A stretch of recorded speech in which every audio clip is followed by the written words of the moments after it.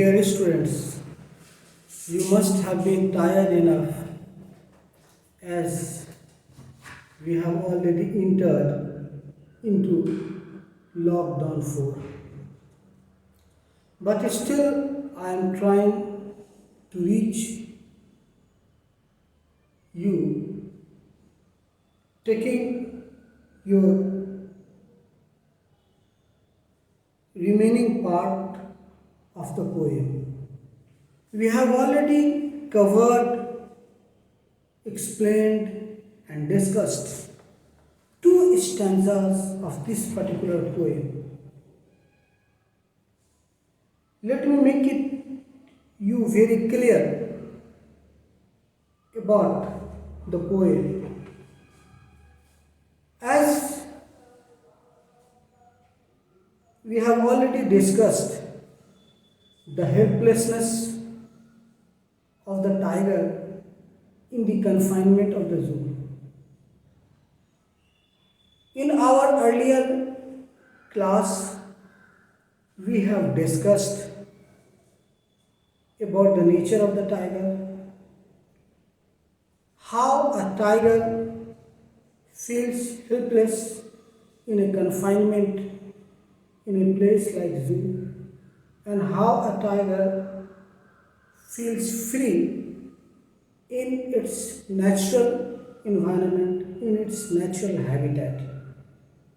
I think I could be more clear to you if I speak in Hindi. तो बच्चों, दो stanzas इस poem का हम लोग पढ़ चुके हैं, समझ चुके हैं, आपस में डिस्कस कर चुके हैं. अब हम लोग तीसरे स्टैंजा में जाएंगे. तीसरे स्टैंजा में जाने से पहले इसका रीडिंग सुन लिया जाए. He should be snarling around houses at the jungle's edge, baring his white fangs, his claws terrorizing the village. ये फिर से जंगल के अंदर एक शेर की क्या कैरेक्टरिस्टिक्स हो सकती है, उसकी जो नेचुरल हैबिट है वो क्या हो सकती है, इसके बारे में चर्चा किया गया. He should be snarling around houses. क्या मतलब कि जंगल के किनारे आके जो आबादी का, इंसानी आबादी का जो हिस्सा शुरू हुआ है, जहाँ से लोग रहना शुरू किए हैं, तो अपने जंगल के किनारे में आके वो शेर स्नार्लिंग करता है, चिंघाड़ता है, गुर्राता है, मानो तो जैसे वो इंसान को डराने की कोशिश करता है, और वो अपने प्रेजेंस का एहसास, अपनी उपस्थिति, अपनी मौजूदगी का एहसास स्नार्लिंग करके करता है. और फिर at the jungle's edge, edge माने किनारा, जंगल के किनारे में, और ये टाइगर अपनी आदत को बरकरार रखते हुए कैसे डराने की कोशिश करता है. बेयरिंग हिज वाइट फैंग्स, अपने पंजा को, खुले पंजा को दिखाते हुए, हिज क्लॉज, अपने पंजे को, फैंग्स शार्प टूथ को कहते हैं, है ना, अपने दांतों को निकालते हुए, अपने खौफनाक और डरावने दांतों को निकालते हुए, अपने पंजे को बढ़ाते हुए, टेरराइजिंग द विलेज, और ये गांव के लोगों को डराता है, गांव के लोगों को टेरर में लेना चाहता है.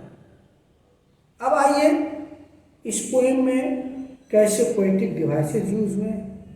तो बच्चों, इसमें ही should be snarling around horses at the jungle's edge, मैंने अपने पिछले क्लास में एक लिटरेरी डिवाइस का इस्तेमाल किया था, जिसके बारे में मैंने बताया था कि ये एनजैममेंट है, ENJAMBMENT, ये इंजैममेंट है. इंजैममेंट का मतलब ये हुआ कि पोएम एक लाइन से दूसरी लाइन पे जाके ख़त्म होती है बिना किसी पंक्चुएशन मार्क के, ना तो कोई कॉमा है, ना फुल स्टॉप है, ना सेमी कोलन है, ना ही अदर पंक्चुएशन मार्क है.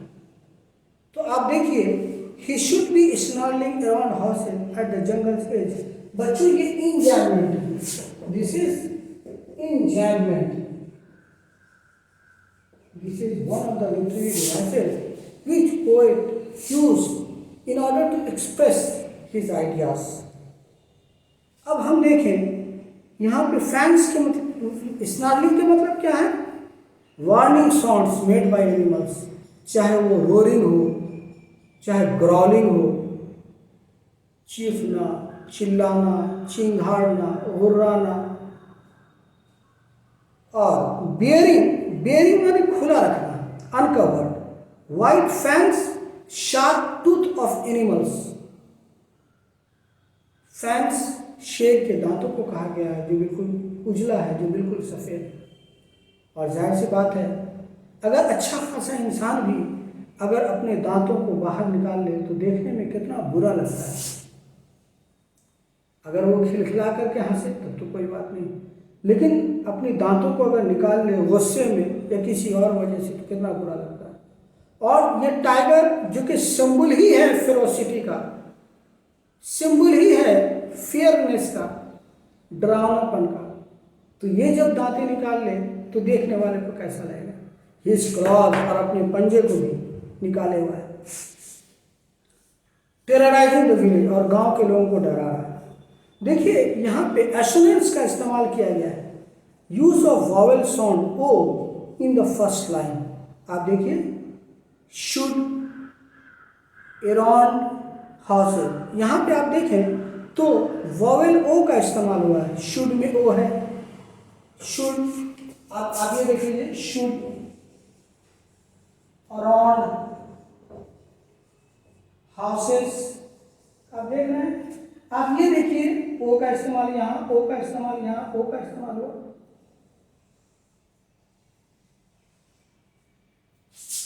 तो आप ये देख रहे हैं, ये वॉवेल साउंड है।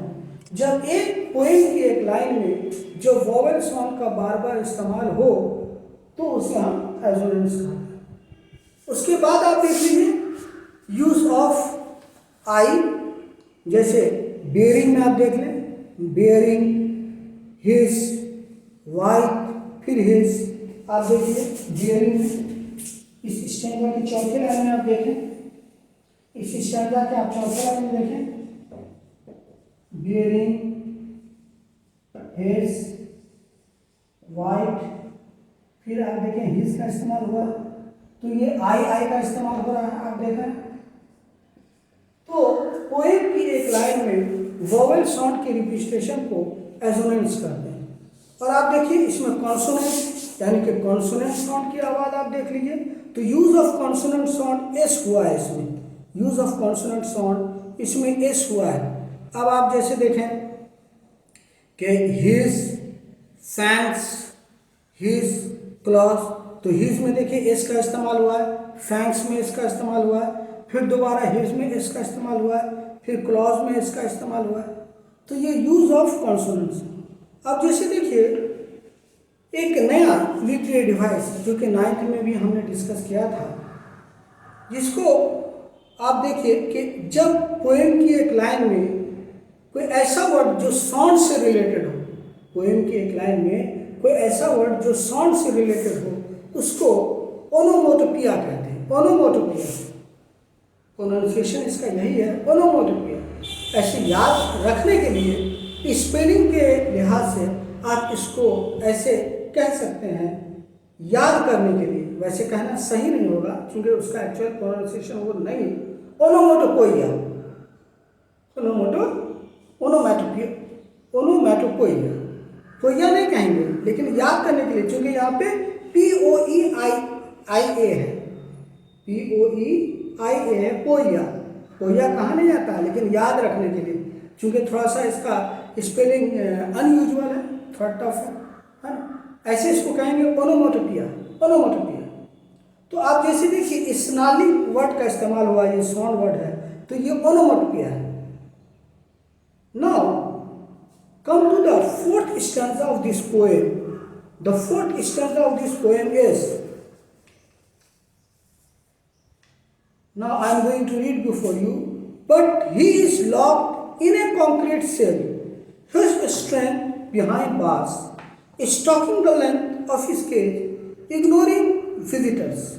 इसका मतलब क्या हुआ? इसका मतलब ये हुआ but he is locked in a concrete cell. He यहाँ पे टाइगर के लिए इस्तेमाल हुआ है, ही यहाँ पे टाइगर के लिए इस्तेमाल हुआ और ये टाइगर जो है लॉक्ड है, बंद है, बाहर से ताले लगे हुए हैं, चेन लगे हुए हैं और ये कहाँ है? अपने कॉन्क्रीट सेल में। Here concrete cell refers to that confinement area, that confined area where the tiger is living at present, where the tiger is living at present, but he is locked in a concrete cell. His strength behind bars, और उसकी ताकतें बार के अंदर ही तक है। देखिए ये इंसान टाइगर जैसे फिरोशियस एनिमल को, टाइगर जैसे वायलेंट एनिमल को, टाइगर जैसे फेयरफुल एनिमल को किस तरीके से कैद करके रखा है, किस तरह से उसको बेबस और लाचार बना दिया है। उसकी हिज स्ट्रेंथ बिहाइंड बार्स, उसकी तमाम ताकतें बार तक ही कन्फाइंड है। और अब देखिए stalking the length of his cage, और वो अपने केज में आ रहा है और जा रहा है, वो अपने केज में आ रहा है और जा रहा है ना। स्टॉकिंग आप टहलने को भी कहेंगे और स्टॉक्स आप फॉलो करने के लिए भी कहेंगे। ये पहला ये वर्ड आपके पहला स्टेंजा का दूसरा वर्ड है स्टॉक्स। तो stalking the length of his cage, following the length of his cage, अपने केज में ही वो घूम फिर रहा, इग्नोरिंग विजिटर्स, और शेर को देखने के लिए जू के अंदर जो लोग आ रहे हैं और वो शेर को देख के तरह तरह का एक्सप्रेशंस दे रहे हैं। कोई शेर को देख करके हंस रहा है, खिलखिला रहा है, कोई डर रहा है, कोई सरप्राइज है कि ये शेर केज के अंदर है। लेकिन उन तमाम विजिटर्स के रिएक्शन को टाइगर बिल्कुल इग्नोर करता हुआ, इसलिए कि टाइगर काफ़ी गुस्से में, टाइगर जो है वो काफ़ी गुस्से में। क्यों? इसलिए कि उसकी तमाम ताकतों को जो है कन्फाइंड करके, रिस्ट्रिक्टेड करके और लिमिटेड करके रख दिया गया है। अब आइए इस स्टैंजा को फिर से दोहरा लें। But he is locked in a concrete cell, tiger यहाँ पे कॉन्क्रीट सेल में लॉक्ड है, यानी कि केज में लॉक्ड है। कॉन्क्रीट किसी पक्के मकान को कहते हैं और यहाँ पे सेल का मतलब वो शेर का पिंजरा है, तो ये पक्का मकान का मतलब यहाँ पे निकलता है। हिज स्ट्रेंथ बिहाइंड बार्स, कितना आयरोनिकली इस बात को कहा गया है कि उसके स्ट्रेंथ को वो बार के अंदर ही रखा गया है। Stalking the length of his cage, और जो है वो टाइगर जो है वो केज के अंदर आ जा रहा है, इग्नोरिंग विजिटर्स, और अपने विजिटर्स को इग्नोर कर रहा है। Now I think the fourth stanza is quite clear to you. अब मैं आपको बताऊं कि इसमें फिर कौन कौन से लिटरेरी डिवाइसेज यूज़ किए गए। सबसे पहले तो हम लोग इस बात को देखें, ही, ये फिर जो है पर्सोनिफिकेशन है। पर्सोनिफिकेशन मैंने अपने पिछले क्लास में बताया था कि जब किसी नॉन लिविंग बीइंग को, इनएनिमेट बॉडी को या जो है लिविंग बीइंग ट्रीट किया जाए, या किसी नॉन ह्यूमन बॉडी को किसी एनिमल से कोई ह्यूमन कैरेक्टरिस्टिक्स को जोड़ा जाए, दैट इज कॉल्ड पर्सोनिफिकेशन। तो यहाँ पे सबसे पहले बच्चों आप ये देख लीजिए कि ही यहाँ पे पर्सोनिफिकेशन, इस स्टैंजा ही नहीं बल्कि ऊपर से आ रहे ये जो चौथा स्टैंजा है, इन तमाम स्टैंजा का जो राइम स्कीम है वो ए बी सी बी है। क्या है? ए बी और सी बी। आप फिर देखें पर्सोनिफिकेशन ही का इस्तेमाल हुआ है। फिर आप एजोनेंस देखें कि यूज ऑफ वॉवेल साउंड ई का हुआ है, वॉवेल साउंड का इस्तेमाल है ना, वॉवेल साउंड ई का इस्तेमाल बार बार हुआ है। जैसे आप देखें ही में ई का इस्तेमाल हुआ, लॉक्ड में ई, डी से पहले ई है। कॉन्क्रीट में आप देखें कि दो ई का इस्तेमाल हुआ है, टी से पहले भी और टी के बाद भी। सेल में आप देखें ई का इस्तेमाल हुआ। तो एक बार फिर से यहाँ पे हम लोग देख सकते हैं कि यहाँ पे एसोनेंस का इस्तेमाल हुआ है, यहाँ पे एसोनेंस का इस्तेमाल हुआ। अब हम देखें यहाँ पे कॉन्सोनेंस का भी इस्तेमाल हुआ, जैसे एस साउंड का यहाँ पे इस्तेमाल हुआ। आप देख लीजिए स्ट्रेंथ,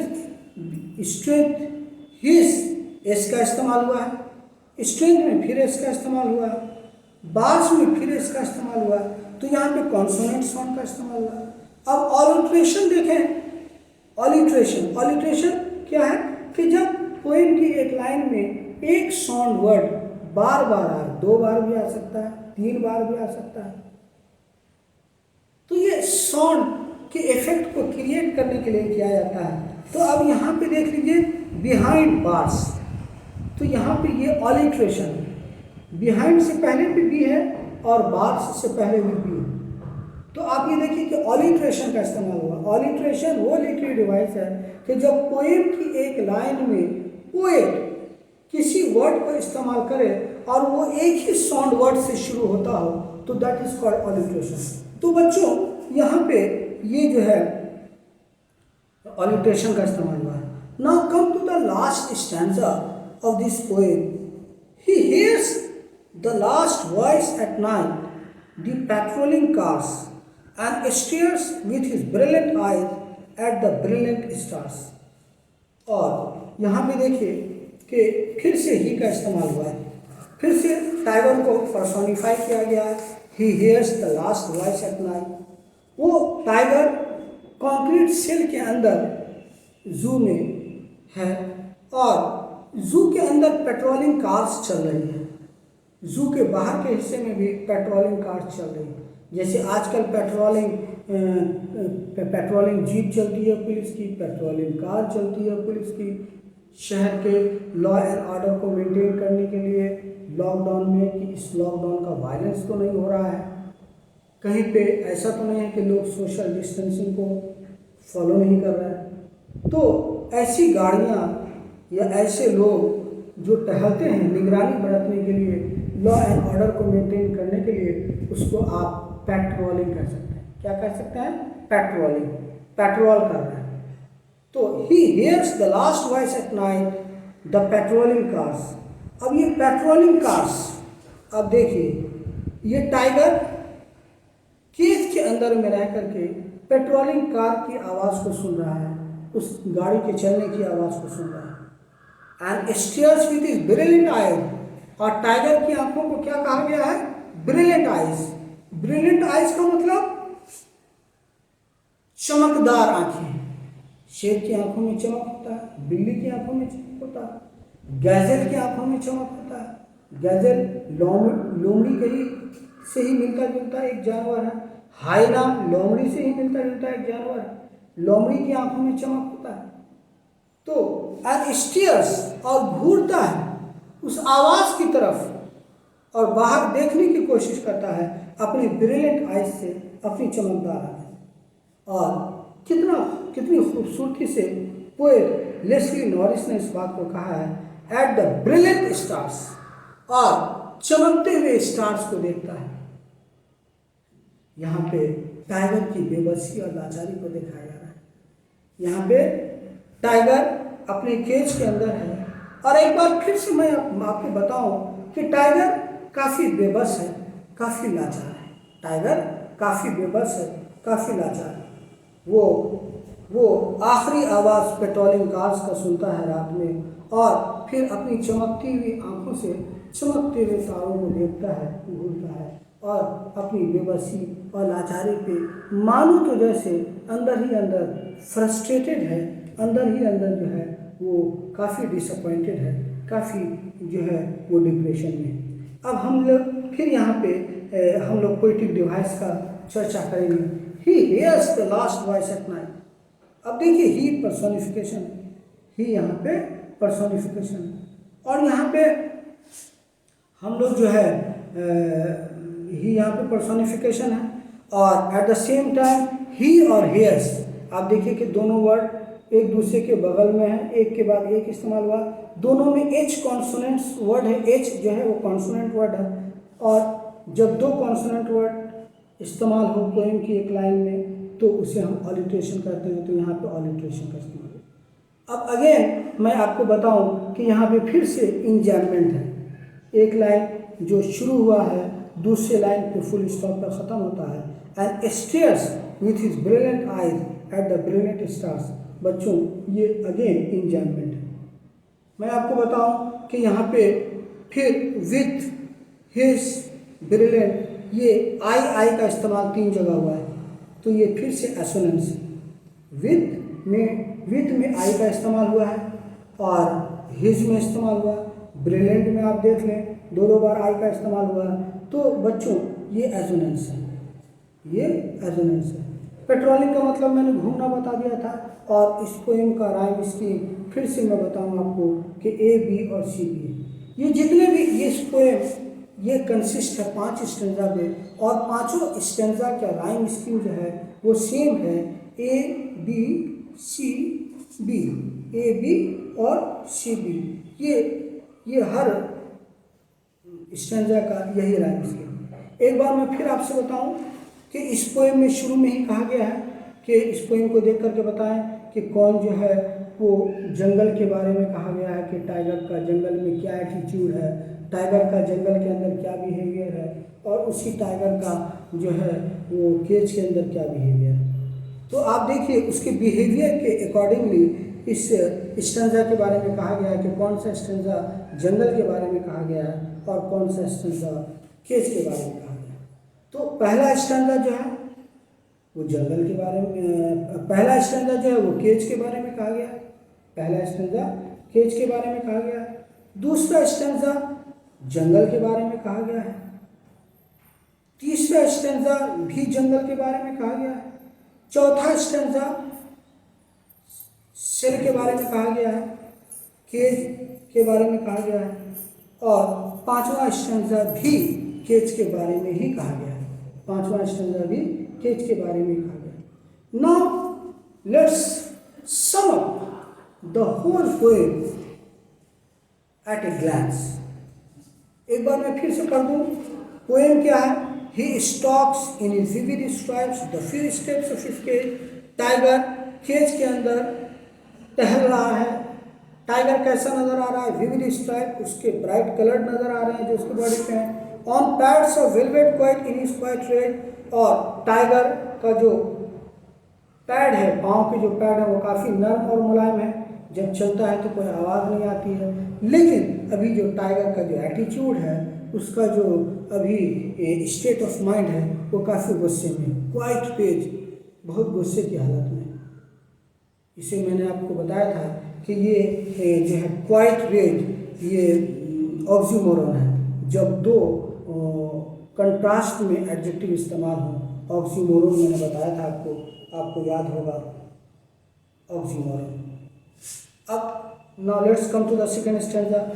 ये टाइगर के बिहेवियर को जंगल के बारे में बताया है। He should be lurking in shadow sliding through long grass.